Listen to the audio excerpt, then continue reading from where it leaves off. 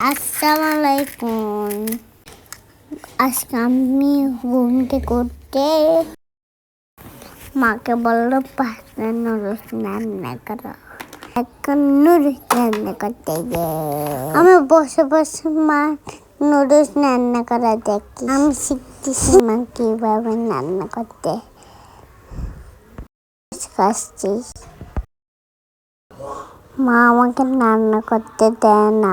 আমার রান্না করতে মন চাই হয়তো হইতে আর রান্না করতে এখন কাছে বলেছে কাটতেছে